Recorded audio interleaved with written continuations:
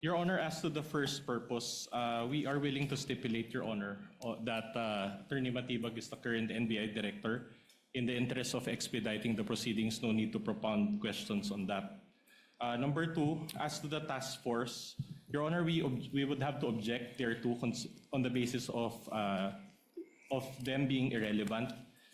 Your Honor, would just like to manifest for the record that such task force, Your Honor, was not part of the articles of impeachment as well as the impeachment complaint. There was no mention thereof, and this is tantamount to a new information. So, Your Honor, we just like to manifest for the record that the articles of impeachment is akin to a information that is filed in court, and the trials already started, and the prosecution cannot modify such information or articles of impeachment. For such will be a violation of our client's right to due process, particularly her right to be promptly and fully apprised of the exact charge against her. So any new information is irrelevant. Number three, same objection, Your Honor, because the good counsel mentioned karagdagang investigation.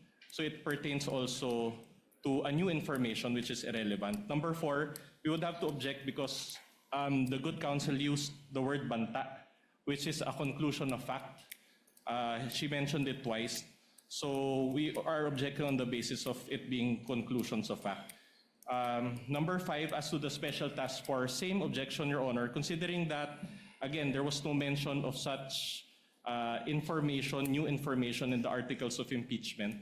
Number 6 and 7 are okay, Your Honor. Would the lead prosecutor care to respond?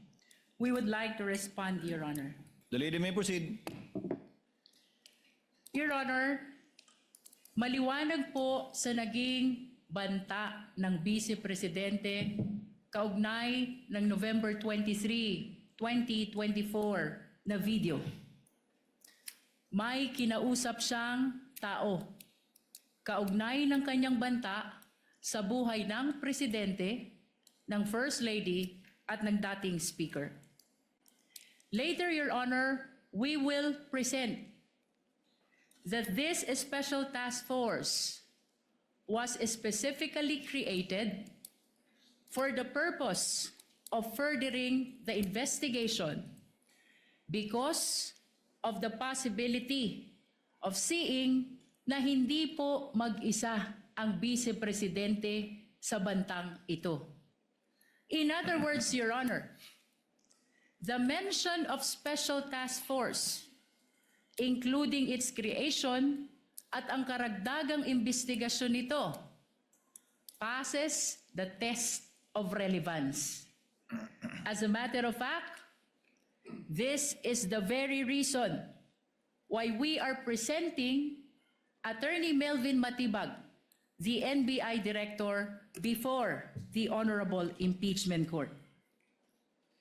Your Honor, the defense likewise mentioned that special task force was not mentioned in the articles of impeachment. Nais ko pong ibalik ang naging desisyon ng kagalang-galang na impeachment court kahapon, kaugnay ng mga dokumento which pertains to acts and omissions prior to 2022 and acts or omissions which were not specifically mentioned in the articles of impeachment. Ang mahalaga po dito, Your Honor, ay itong mga alegasyon or testimony to be presented ay may kaugnayan o relevant sa article of impeachment. It is not necessary that they be specifically mentioned in the articles of impeachment. Finally, Your Honor, they likewise raised the issue of due process of the respondent.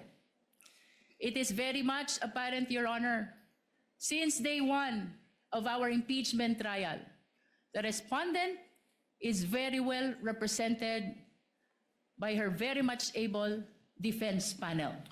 In other words, Your Honor, atin pong ibinibigay ang nararapat na due process sa respondent Vice President in as far as this impeachment trial is concerned, kasama na po ang pagtistigo ni NBI Director, kaugnay ng Special Task Force at ang mga naging investigasyon nito.